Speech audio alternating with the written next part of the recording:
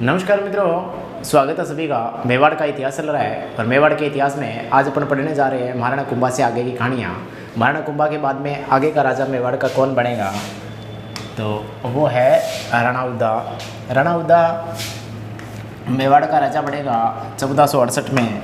ये तो पहले देख ही लिया है कि महाराणा कुंभा की 1468 में मामादेव कुंड के पास कुंभलगढ़ दुर्ग में राणा उद्दा हत्या कर देता है और हत्या करने के बाद में राजा बनता है। कब बनता है, तो हत्या 1468 में कर रहा है तो 1468 में ही राजा बनेगा और ये 1473 तक राजा रहेगा। हुआ क्या, ये मेवाड़ का इतिहास चल रहा है और मेवाड़ के इतिहास में यदि बात करें राणा उद्दा के पिता की, तो राणा उद्दा का पिता का नाम था महाराणा कुंभा और महाराणा कुंभा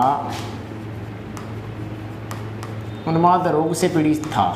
उन्माद रोग था कुंभा को। एक दिन अवसर पाकर के राणा उद्दा ने, जब महाराणा कुंभा कुंभलगढ़ दुर्ग में मामादेव कुंड के पास बैठे थे और बीमार थे, तो अवस्था देख सकते हैं कैसी उसकी स्वास्थ्य की अवस्था थी।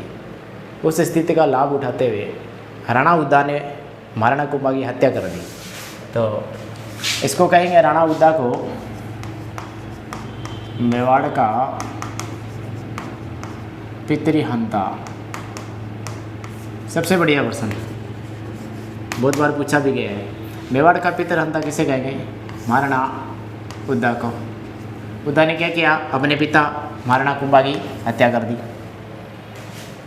अब ये ऐसे काम करेगा तो इनकी खुद की भी जो मृत्यु होगी वो भी इसी अटपटे तरीके से होगी।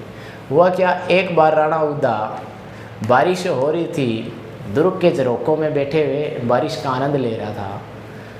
तो जैसे ये रोग से ग्रस्त बैठा था तब उद्दा ने मार दिया। लेकिन स्वयं उद्दा 1473 में बारिश गिर रही थी और दुर्ग के झरोखों में जाकर के बारिश का आनंद ले रहा था। उसमें इस पर बिजली पड़ गई, बिजली गिर गई और बिजली गिरने से महाराणा उद्दा की क्या हो गई, मृत्यु हो गई। ये निपट लिया। अब महाराणा उद्दा के बाद में मेवाड़ का अगला राजा बनेगा कौन, तो बता देना, महाराणा रायमल। महाराणा रायमल राजा बनेगा 1473 में और इसका शासनकाल रहेगा 1509 तक का। जब महाराणा रायमल मेवाड़ का राजा बनेगा उसमें मेवाड़ में कुछ निर्माण कार्य भी करवाएगा। सबसे पहले महाराणा रायमल ने मेवाड़ में जलाशयों का निर्माण करवाया और ये सबसे बढ़िया प्रश्न है। जलाशयों का नाम राम है, समय है और शंकर है। ये तीन जलाशयों का निर्माण करवाता है कौन, महाराणा रायमल। कहाँ, मेवाड़ में। तो सबसे बड़ा प्रश्न और सबसे इम्पोर्टेंट प्रश्न ये कि मेवाड़ के कौन से महाराणा ने मेवाड़ में सबसे पहले खेती को प्रोत्साहन दिया, तो उत्तर आएगा रायमल। क्यों? क्योंकि जब जलाशयों का निर्माण करवाया जा रहा है तो संभव है कि सिंचाई होगी और सिंचाई होगी तो सिंचाई के लिए खेती भी करनी होगी। खेती को प्रोत्साहन देने वाला मेवाड़ का राजा कौन, तो बता दीजिएगा, रायमल। इसके बाद में ये जो रायमल है इसकी पत्नी, और पत्नी का नाम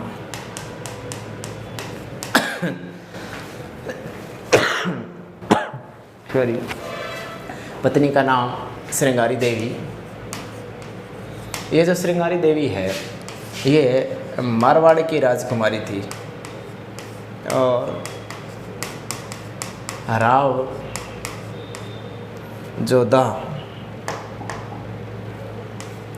जोधा की पुत्री थी।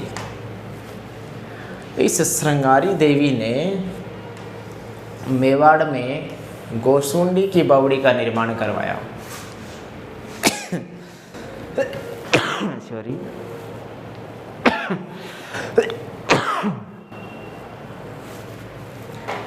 गोसुंडी बावड़ी का निर्माण किसने करवाया, तो उत्तर आएगा श्रृंगारी देवी। कहाँ की थी? मारवाड़ की राजकुमारी राव जोधा की पुत्री थी। इसकी शादी हो गई थी किसके साथ? रायमल के साथ। इसके बाद आगे बढ़े।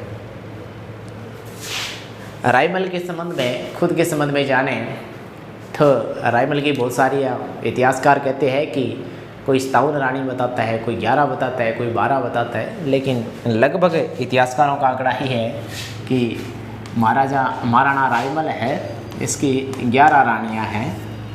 पुत्रों की बात करें तो 13 पुत्र हैं। इन 13 में से 3 पुत्रों के बीच में उत्तराधिकारी संघर्ष होगा। एक का नाम होगा पृथ्वीराज सिसोदिया, एक का नाम होगा पृथ्वीराज सिसोदिया और दूसरे का नाम होगा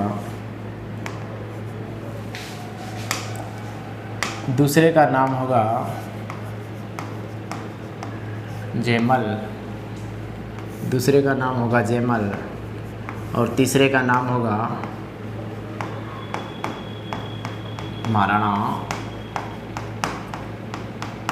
सांगा। इन 3 पुत्रों के बीच में उत्तराधिकारी संघर्ष होगा। याद रहे मित्रों, महाराणा रायमल अपने जीते जी मेवाड़ का भावी उत्तराधिकारी चुनने में असमर्थ रहा और जब मेवाड़ का भावी उत्तराधिकारी नहीं चुना गया तो ऐसे में संभव है कि उत्तराधिकारी को लेकर के संघर्ष जरूर होगा। और यही सारा कहानी पृथ्वीराज सिसोदिया, जयमल और महाराणा सांगा के बीच में घटित हुई। देखते हैं आगे।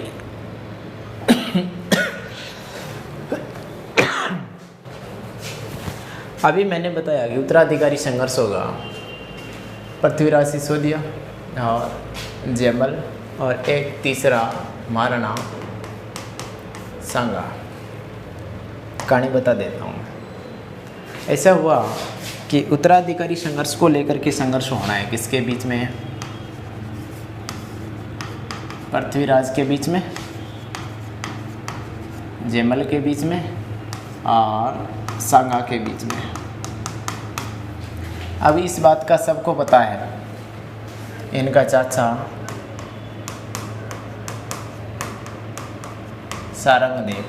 सारंगदेव सोचता है कि यार संघर्ष, उत्तराधिकारी संघर्ष न हो, इसलिए इनका कैसे भी करके और सहमति से राज्याभिषेक कर देते हैं। तो फिर इन तीनों को लेकर के सारंगदेव एक ज्योतिषी के पास जाता है और बोलता है कि हमारा भाग्य पर देख दीजिए। जैसे अपन भी दिखाते हैं ना हाथ की लकीरें कि हमारे भाग्य में नौकरी लिखी है कि नहीं लिखी है। हो सकता है आप ही ने दिखाए होंगे जैसे ज्योतिषी किसी पंडित से। तो ऐसे ही ज्योतिषी के पास लेके जाता है सारंगदेव पृथ्वीराज, जयमल और सांगा को। ज्योतिषी कहता है कि महाराणा सांगा के कुंडल में राजयोग है। क्या है? राजयोग। जैसे ही ये बात सुनी तो ये सबसे छोटा है और सबसे छोटा है तो बड़े वाले को गुस्सा आएगा। इस बड़े वाले ने क्या किया? इस पे आक्रमण कर दिया। जैसे ही आक्रमण किया तो कहते हैं मित्रों कि तलवार की एक हूल से इसकी आंख फूट गई। अब चाचा सारंगदेव ने सोचा कि यार अब क्या करें इनका, तो बीच में आकर के बीच बिचाव करके एक बार के लिए अलग अलग कर दिया। पुनः लौट आए दरबार में। फिर दूसरे दिन ये सोचता है सारंगदेव कि यार हो सकता है कि ये ज्योतिषी है, इसकी भविष्यवाणी गलत निकल जाए। फिर क्या किया जाए? किसी और ज्योतिषी के पास जाना चाहिए। तो फिर राशि दिखाने के लिए किसी और ज्योतिषी यानी शास्त्री के पास जाते हैं, किसी और के पास। तो और ज्योतिषी के पास भाग्य फल दिखाने के लिए जाते हैं। तो ये चले जाते हैं भीमल गाँव। कहाँ चले गए? भीमल गाँव। और भीमल गाँव में एक पुजारण है,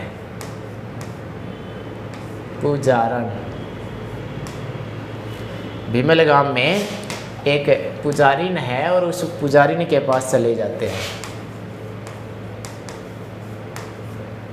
ये चारण जाति की है, चारण जाति की। चारण पुजारण भीमल गांव की पुजारिनी के पास जाते हैं, इन तीनों का फिर भाग्य फल दिखाते हैं।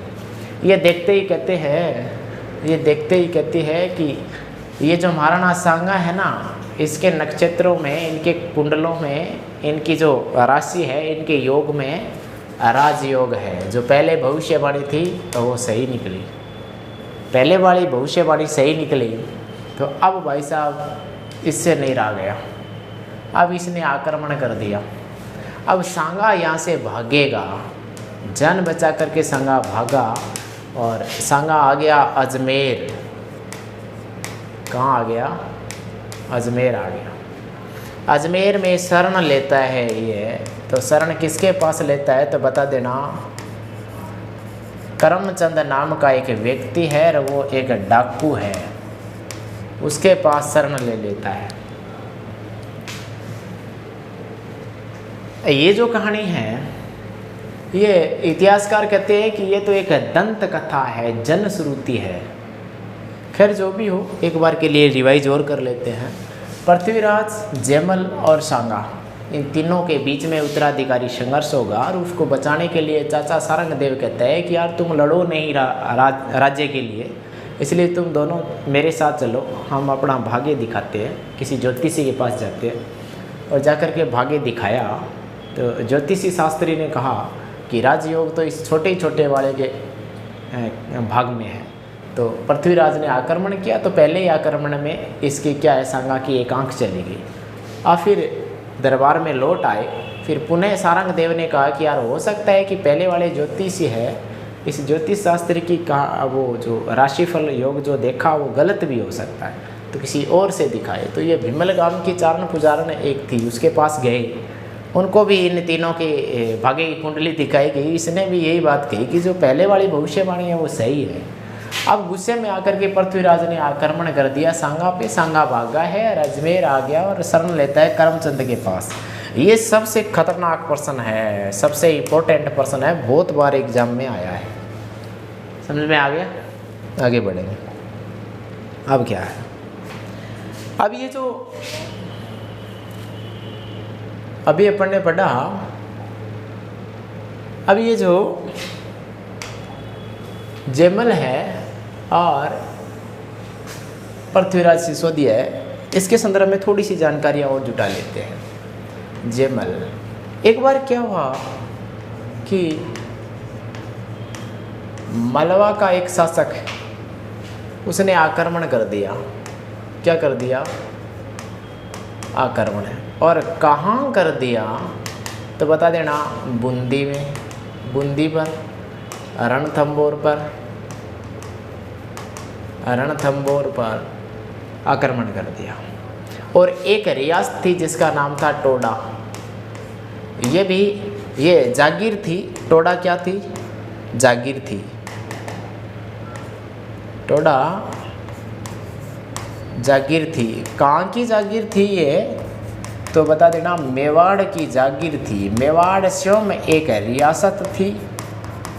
मेवाड़ स्वयं एक रियासत थी और मेवाड़ रियासत में एक जागीर थी जिसका नाम था टोडा। तो बूंदी को जीता, रणथंबोर को जीता और उसने फिर टोडा पे आक्रमण कर दिया।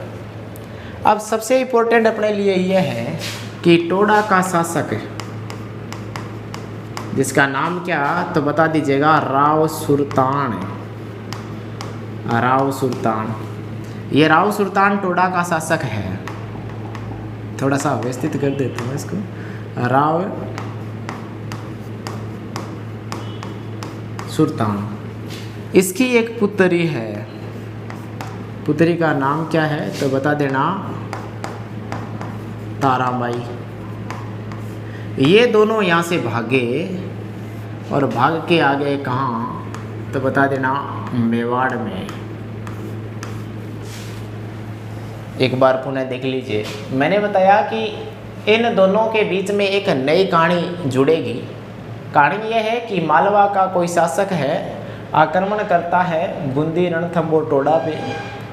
टोडा एक जागीर है मेवाड़ रियासत की। टोडा का शासक राव सुल्तान है और रानी का पुत्री का नाम तारावती है। दोनों भागते हैं और मेवाड़ में आ जाते हैं। मेवाड़ में आने के बाद एक शर्त रखता है। शर्त ये है कि कोई मेवाड़ का राजा यदि टोडा को जीत के मुझे वापस दे दे तो मैं मेरी पुत्री ताराबाई की शादी कर दूंगा उसके साथ। अब ये जयमल गुस्सालू स्वभाव का था, गुस्सा आ गया भाई साहब को। बोलता है यार ये कौन सी शर्त है, हमें नहीं करनी शादी, ताराबाई की शादी जिससे ही कर जो टोडा को जिता दे। गुस्से में भाई साहब ने बहुत भला बुरा कहा, अपमान किया किसका, उपहास किया गया राव सुल्तान का। ये भी गुस्से में आ गया और गुस्से से तलवार के बार से जयमल की हत्या कर देता है, निपटा दिया भाई साहब को। तो जयमल मारा गया सुल्तान के हाथों। अब बचा कौन, पृथ्वीराज सिसोदिया। तो याद रहे मित्रों, पृथ्वीराज सिसोदिया ये जो शर्त थी, इस शर्त के मुताबिक शादी करता है किससे, ताराबाई से। ताराबाई से शादी करता है कौन, पृथ्वीराज सिसोदिया। ये वही पृथ्वीराज सिसोदिया है जिसे उड़ना राजकुमार कहते हैं। उड़ना राजकुमार क्यों कहते हैं, क्योंकि ये कुंभलगढ़ दुर्ग है, उसकी जो दीवार है 36 किलोमीटर लंबी, वो जो दीवार है उस पे दौड़ लगा करके पार कर देता था। दौड़ लगाता था, दौड़ लगा करके पार कर देता था। इतना धावक था, ये तेज़ धावक था, इसलिए इसको इतिहास में उड़ना राजकुमार कहते हैं। और ये प्रश्न एग्जाम में बहुत बार पूछा जाता है। समझ आ गई दोनों की कहानी। अब जैसे ही पृथ्वीराज सिसोदिया की शादी हुई ताराबाई से, तो संभव है कि बंदा नई नवेली दुल्हन लेके आया है, नई शादी हुई है, तो ये हनीमून बनाने के लिए कहीं जाएगा, भ्रमण के लिए जाएगा। तो उस समय बाहर जाने का तो कोई रास्ता ही नहीं था, बाहर तो जा ही नहीं सकते थे। तो ये पृथ्वीराज सिसोदिया अपनी नई दुल्हन ताराबाई को लेकर के और कहाँ चला जाता है, तो बता देना मित्रों, अजमेर चला जाता है। कहाँ चला जाता है, अजमेर। समझ लेते हैं थोड़ी सी कहानी इनकी। अब ये पृथ्वीराज सिसोदिया, ये पृथ्वीराज तृतीय वो चौहान नहीं है, मेवाड़ पढ़ रहे हैं। और इसकी नई दुल्हन यानी नई पत्नी कौन हो जाएगी, तो इनकी नई पत्नी हो जाएगी, इनकी पत्नी हो जाएगी ताराबाई। अब ये ताराबाई को भ्रमण के लिए ले आए कहाँ, अजमेर दुर्ग। अब ये तो आप सभी को ही पता है कि अजमेर का दुर्ग अजमेर में है। अजय राज ने इसका निर्माण करवाया। किसने निर्माण करवाया, अजय राज ने। इस अजमेर दुर्ग को ये बिठली नामक पहाड़ी पे है, बिठली नामक पहाड़ी पे, इसलिए इसको गढ़ बिठली भी कहते हैं, ये दूसरा नाम है इसका। और ये चूँकि ये राजस्थान है, और इस राजस्थान के मान लीजिए अपना शरीर है, अपने शरीर में ये इस साइड में हृदय है, इस साइड में हृदय है। तो राजस्थान के यहाँ इस साइड में एकदम बीच में से थोड़ा इधर अजमेर, और अजमेर में ये दुर्ग है, इसलिए इसको राजस्थान का हृदय भी कहते हैं, राजस्थान का हृदय भी कहते हैं। चूँकि राजस्थान के बीच में से अरावली पर्वतमाला गुजर रही है, और अरावली पर्वतमाला एकदम बीच में कहाँ से गुजरती है, तो बता देना अजमेर से गुजरती है। और अजमेर में अरावली पर्वतमाला की सबसे ऊंची चोटी तारागढ़ है, इसलिए ये जो अजमेर है, इस अजमेर के बीच में से अरावली गुजर रही है, इसलिए इसको अरावली का अरमान कहते हैं। अरावली का अरमान, अरावली का अरमान कहते हैं। ध्यान से सुनिएगा। इधर भटनेर का किला है, इधर जैसलमेर बीकानेर का किला है, इधर शिवाना बाड़मेर का किला है, यह सिरोही के किले है, इधर मेवाड़ वाले कुमलगढ़ का किला है, और इधर भीलवाड़ा का मालगढ़ का किला है, और इधर यदि बात करें रणथंभौर का किला है, इधर अलवर भरतपुर में, धौलपुर में, इधर जाट साम्राज्य है भरतपुर में, तो ये लोहागढ़ का किला है। तो चारों ओर से किलों के बीच में घिरा हुआ है ये। यदि कोई आक्रमण करे विदेशी तो सबसे पहले चारों ओर के भारी किलों को जीत के और फिर अजमेर के किलों को जीतेगा। इन सब के बीच में है। इनको जीतने के लिए चाबी चाहिए, चाबी यानी कुंजी। सभी दुर्गों को जीतने के बाद में इनकी चाबी खुलेगी, इसलिए इसे राजपुताने की कुंजी यानी चाबी कहते हैं। राजपुताने की कुंजी किस दुर्ग को कहते हैं तो बता देना, अजमेर दुर्ग को। देखिए कितने नाम हो गए। गढ़ बिठली, बिठली पहाड़ी पे है इसलिए गढ़ बिठली हो गया अजमेर के दुर्ग को। और राजस्थान का इधर इस साइड में हृदय है, तो राजस्थान के थोड़ा सा इधर पड़ता है ये अजमेर, इसलिए राजस्थान का हृदय कहते हैं। अरावली का अरमान कहते हैं क्योंकि अरावली के एकदम बीच में है। राजपुताने की कुंजी कहते हैं क्योंकि इनको जीतने के लिए बाहर वाली कुंजी चाबी लगानी पड़ेगी। इसको जिब्राल्टर भी कहते हैं। जिब्राल्टर की जल संधि है, उसके संबंध में कभी बाद में दुर्ग पढ़ेंगे तब चर्चा करेंगे, अभी मैटर बड़ा हो जाएगा। तो इस दुर्ग में ये ले आते हैं पृथ्वीराज सिसोदिया ताराबाई को, और इसकी याद में, ताराबाई की याद में इसका पुनः निर्माण करवाते हैं। पुनः निर्माण करवाते हैं मतलब जीर्णोद्धार करवाता है। पुनः निर्माण पूरे दुर्ग का नहीं, थोड़ा बहुत जीर्णोद्धार करवाता है। और उसके बाद में इसका नाम पड़ जाता है क्या, तारागढ़। तो अजमेर के किले को तारागढ़ का किला क्यों कहते हैं, पृथ्वीराज सिसोदिया और ताराबाई की कहानी आप लोगों को याद हो, समझ में आ गई होगी। तो सभी बच्चे आराम से इस कहानी को समझ ले, और ये जो प्रत्येक नाम है इस नाम को भी रट ले। तारागढ़ नाम क्यों पड़ा, इसको गढ़ बिटली क्यों कहते हैं, इसको राजस्थान का हृदय क्यों कहते हैं, अरावली का अरमान क्यों कहते हैं, राजपुताने की कुंजी क्यों कहते हैं। और सबसे बड़ा प्रश्न है कि ये सबके बीच में ये तो चारों ओर से ये आक्रमण होते रहेंगे, इसलिए स्थानीय आक्रमण पूछ ले। स्थानीय आक्रमण ऐसा कौन सा दुर्ग है जिसपे सर्वाधिक स्थानीय आक्रमण हुए, सर्वाधिक स्थानीय आक्रमण, तो फिर ये अजमेर का ही किला होगा। यदि सर्वाधिक विदेशी आक्रमण की बात करें तो यहाँ ऊपर भटनेर, भाटियों का किला, कौन सा, भटनेर का किला। सर्वाधिक विदेशी आक्रमण भटनेर के किला हनुमानगढ़ वाले पे, स्थानीय आक्रमण अजमेर के किले पे। अब आगे बढ़ते हैं।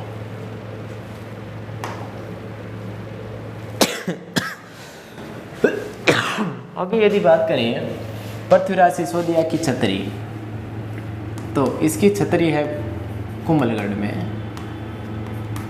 कुंभलगढ़ के दुर्ग में इसकी छतरी बनी हुई है। यदि पूछ ले रायमल की छतरी, पूछी तो नहीं गई है तो बता देना जावर में है। और जावर कहाँ है तो बता दीजिएगा उदयपुर में। और ये पूछी जा चुकी है एग्ज़ाम में, एग्ज़ामों में बहुत बार ये पूछी जा चुकी है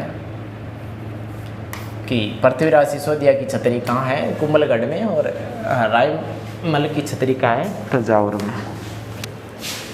उसके बाद महाराणा सांगा को पढ़ लेते हैं। अभी तक महाराणा उदा को सल्टा दिया है, छोटा सा मैटर है। मेवाड़ का पितर हंता कहते, बिजली गिरी मर गया। उसके बाद रायमल आया, और रायमल के 11 रानियां हैं, 13 पुत्र हैं, 3 पुत्रियां भी हैं, लेकिन उसका इतिहास में नाम दर्ज नहीं है तो पढ़ने का कोई मतलब नहीं है। पृथ्वीराज सिसोदिया उड़ना राजकुमार कहते हैं, ताराबाई के साथ शादी हुई, इसलिए तारागढ़ अजमेर के दुर्ग का नाम है वो थोड़ा सा जीर्णोद्धार करवाया तो तारागढ़ पड़ गया। उसके जयमल की कहानी मैंने बताई कि बूंदी का राव सुल्तान, टोडा रियासत का राव सुल्तान, और जो वार्तालाप हुई उसके बीच में राव सुल्तान ने जयमल की हत्या कर दी, अपमान किया था। तो फिर पृथ्वीराज सिसोदिया आया और सिसोदिया ने उसे शादी करके और वो तारागढ़ दुर्ग का पुनर्निर्माण करवा दिया। अभी अपन पढ़ने जा रहे हैं तीसरे पुत्र की कहानी, जिसका नाम क्या है, महाराणा सांगा।